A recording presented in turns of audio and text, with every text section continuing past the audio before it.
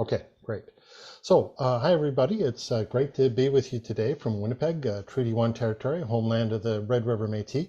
I like to tell people, a lot of people know me here today, but I like to tell people I wear three hats. I've been an advocate for open badges to recognize skills and achievements since 2012, a long time ago.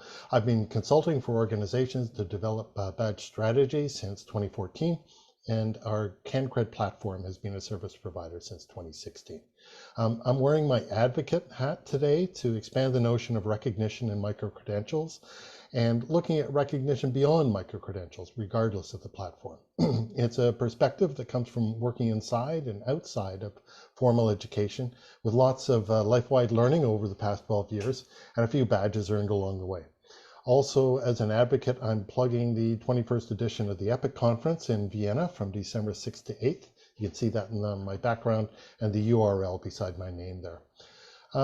Australians use the word provocation to mean a short intervention designed to provoke discussion.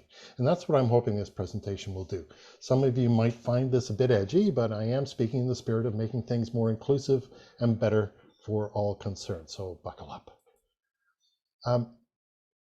Working with portfolios since 2004, I was so excited when open badges came along in 2011 because they seemed like a perfect way to make portfolio learning more accessible and inclusive. Think of portfolios one bite at a time, that's what I was saying. CAPLA members may remember some of my conference presentations from that time, somewhat breathless at the time. This is the original vision that Mozilla Foundation had for open badges in 2011. Recognizing life-wide learning with digital badges and using those badges as keys to unlock new opportunities.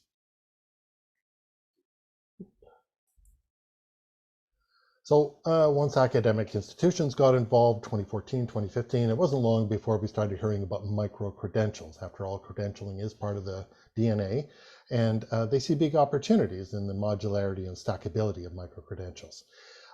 There's not so much agreement on what they are and what they're worth, especially outside of the programs they're in, but lots of interest. This UNESCO definition from 2021 captures a lot of common themes. Let me bring it up here. I've summarized it. I was one of the few people from outside formal education who advised on it. One element that's not there is the notion of workplace relevance, which does appear in most definitions and frameworks today, such as the one from eCampus Ontario. Beyond micro-credentials, though, we still have a need for Mozilla's original vision, in my opinion, flexible ways to recognize life-wide learning and achievement to make a difference in people's lives. That includes informal learning, but it also includes informal recognition. After all, most of the learning we do is informal, and we should have better ways of recognizing it and carrying it forward, not just inside qualifications. So I made this point at the UNESCO launch event, and I continue to make the point every chance I get, like today. The key takeaway here is that open badges are flexible containers for credentials that can span formal, non-formal, and informal recognition. Each credential can and should clearly describe the claim it's making and then provide appropriate support for that claim. Because learning is not only lifelong, it's life-wide, as I was saying. Most of it happens in the wild, outside the classroom. Informal, usually unstructured, sometimes working with others, sometimes by ourselves as we work and get things done. Here are some examples slotting into a notional reference model called 70-20-10. People basically sometimes quibble over the proportions, but the point is there shouldn't necessarily be a training course for everything. There should be other ways of capturing experience, demonstration, reflection, feedback, projects, and other ways to apply education to real world performance. And Val was just talking about that. You can see some of the sort of course training course thinking in a lot of the frameworks that are out there. I consult on the development of micro-credential frameworks inside and outside education, so I continue to watch for and analyze new ones using criteria such as RPL. So I'm interested in seeing the Ontario one when it comes out. This is a dashboard of some of the better known frameworks that are already out there. Split into PLAR and articulation and transfer. So I've just done a sort of a quick survey of where's the RPL in these. split into PLAR and articulation and transfer, which could be labeled micro-credential recognition, articulation, and transfer, or McRAT if you prefer, although I'm not sure that'll catch on as an acronym. Sorry for the complexity. I could spend my full 17 minutes on this one slide, but overall, I'll just say that the academic frameworks are a little academic-centric. A lot of them talk about relevance for employers, but employers are generally in the passenger seat, although it's interesting to see the three options from Humber there. It's great that the Aussies and Nova Scotians actually also talk about employer sign-off, which was one of the Humber options, which is recognition as endorsement. There's not much about inbound transfer of micro-credentials, although Susan Forcell will have something to say about that in webinar 3 next week. And on the PLAR side, it seems that micro-credentials have to be mapped to a pre-existing curriculum, even more than most of PLAR today, which has things like gen ed and elective options. So that doesn't feel very flexible or necessarily responsive to me. I'd love to learn if I'm wrong, if there are ways, is it possible for someone to be recognized with a micro-credential for post-secondary level outcomes that don't already exist in a program? The closest model I can think of is Deacon's recognition of professional practice, which is mostly about soft skills, and I don't really have time to go into that here. So employers, professional and industry bodies and other stakeholders are climbing aboard, stepping up, starting to issue their own micro-credentials. So we're starting to see frameworks with perspectives that go beyond those of education, and I helped IDB and the ILO with their frameworks recently. But there are challenges with recognition with digital credentials in general, as this paper from last year, the Digital Credentials Consortium, points out. Along with a few, this is research I did for the manufacturing sector a few months ago. There's still not a lot of awareness among employers about badges and micro-credentials in terms of pull, much less verifiable credentials and digital wallets, which are the new hot things. Employers and academics often have different goals, shall we say, and hiring processes often have a lot of old habits embedded in them, especially for time-strapped SMEs. By SMEs, I mean small to medium-sized enterprises. There's a lot of attention on hiring, not enough attention on workforce development. And when workforce development is discussed, it's usually about training rather than finding ways to support what Beverly Oliver, a former thought leader in this space, called learning integrated work, mindful ways of developing skills as you're working. Although, as I say, Val has an exception to that. Authentic performance-based learning is actually hard. Even if you want to do it, it's hard for managers to capture, and it's usually poorly recognized in credentials. So we're not really there yet, and the challenges are not only technological, but they're cultural. So, and then there's that other reality check. How much do credentials really count for careers today? We have diplomas and certificates, we have badges and micro-credentials, but do those really answer questions like these? Aren't we still relying on the resume, LinkedIn profile, personal connections, social capital, the job interview, workplace tryouts? Certificates alone don't really tell the whole story. Even for regulated professions, they may be necessary, but they're not sufficient. So I will say that most micro-credentials could do a better job of telling their holders' stories. Why is that? Because skills are messy and they don't really tell the whole story about the candidate. Technology can oversimplify. People aren't really robots. Behavior and performance and context are more real than knowledge and skills. It was great to hear Humber talking about adapting those micro-credentials for different sectors. And it's hard work to do it all the right way, especially for SMEs.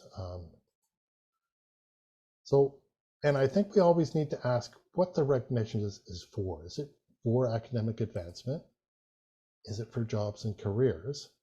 Or is it also for other reasons that may also be valid? So this is my first attempt to capture in a slide what a colleague from France sketched on a whiteboard at the Badge Summit in Colorado this past July. on the concept of open recognition. It takes us way beyond PLAR and credit transfer, and I saw at least 2 people in that room in July significantly broaden their views during the discussion. So I'm going to try it out on you, if you don't mind. You're the guinea pigs. Recognition starts within. How do you see yourself? Who are you? Where did you come from? Where do you want to go? Moving out from there, who are you close to? Family, friends, community, your team at work, professional colleagues. Further out, institutions, workplace, and other organizations you need to be accepted by in order to meet your career and life goals. This is where most of the focus for RPL is.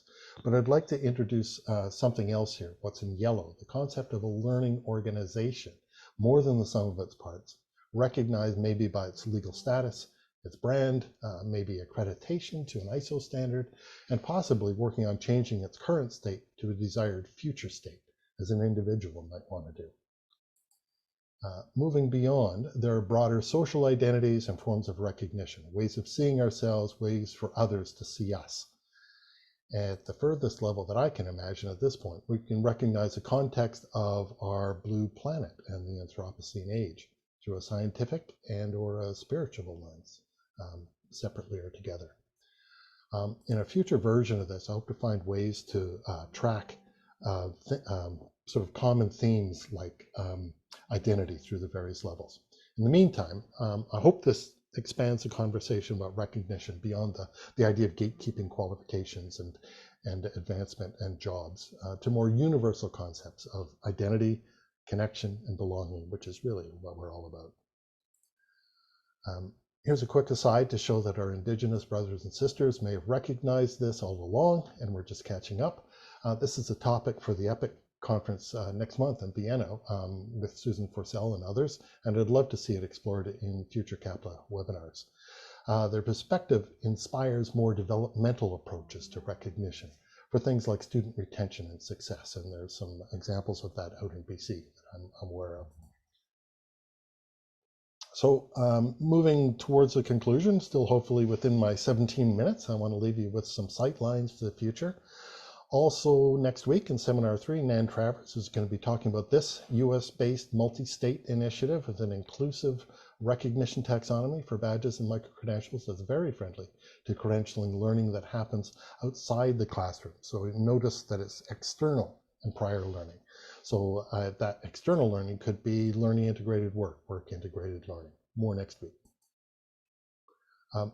Based on our work inside and outside formal education, Learning Agents has developed a life-wide badge taxonomy that can support a wide variety of badges, some of which I can show you here. It ranges from formal on the left to informal on the right, with a border for summative assessment somewhere near the middle. This version of the slide was developed for a recent Canada School of Public Service webinar that Val was part of, actually. So it starts with what federal departments have already been doing to recognize workplace performance and learning. I'm referencing Val's IT apprenticeship program over on the left. Expanding scope on the less formal side, you might see things like events, workplace appreciation. Not all of these things are going to be appropriate for every context, and I'm sure you would have your own ideas. Over on the learning side, it's hard to ignore self-paced courses and webinars, but you may also want to reserve space for more rigorously assessed outcomes and competencies.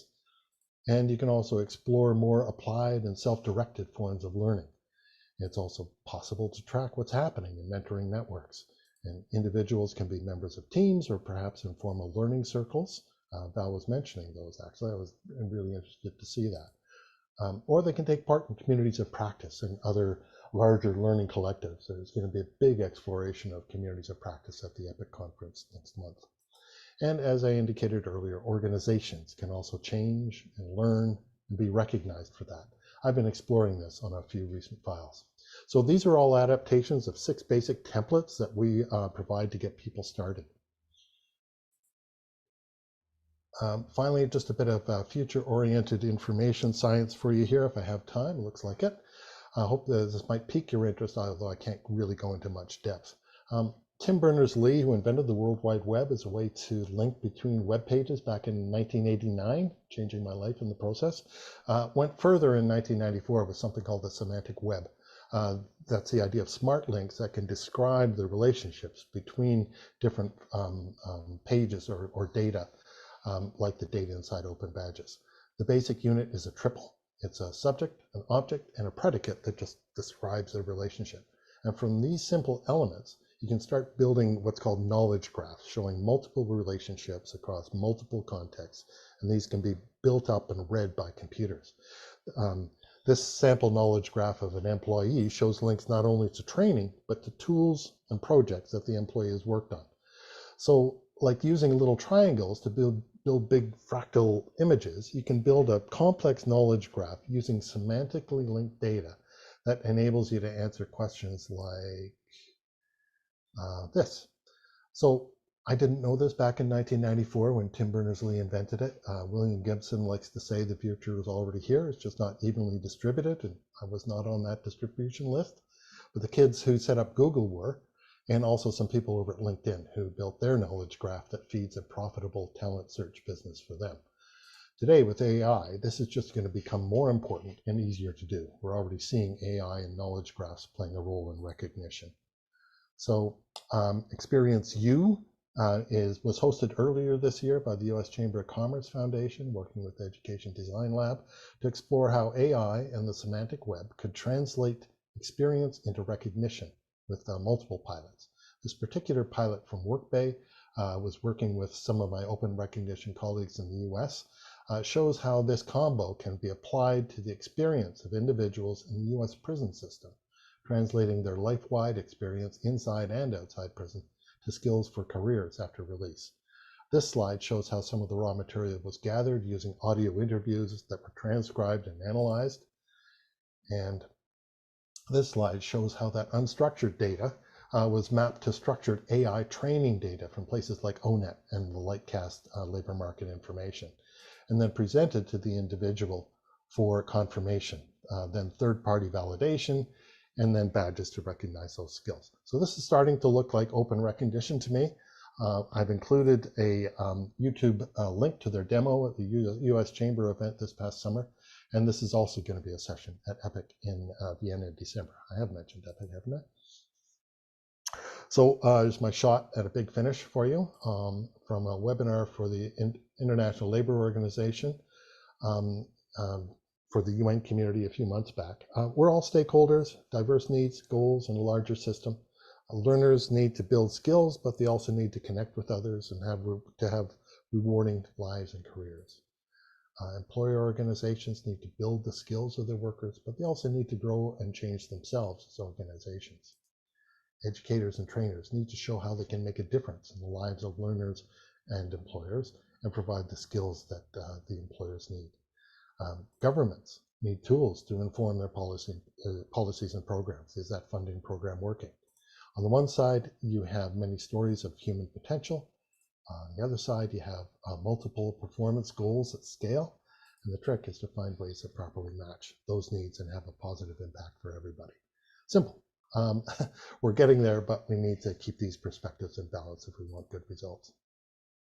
So I'd be remiss if I didn't give you a chance to recognize your learning today with a badge from Learning Agents that fits into the learning landscape I was describing a few slides back. If you complete this badge application telling me what you learned and how you might apply that in your work, you'll be issued a digital badge that will contain links to a speaking notes version of my presentation deck today that you can read at your leisure, and possibly a link to the recording that you could play maybe at half speed if I can get that soon enough. So you'll have the content of the webinar, what you thought about the content, all in one digital package. So not a micro-credential, more like a learning capsule that can be a reference for the future. And your feedback will help me make future presentations better. Ooh, right on 12. Oh, sorry, 12 my time. That was fascinating, Don. That was just takes it into a whole new realm, all this stuff. And can I just say, we have lots to talk about, I suspect.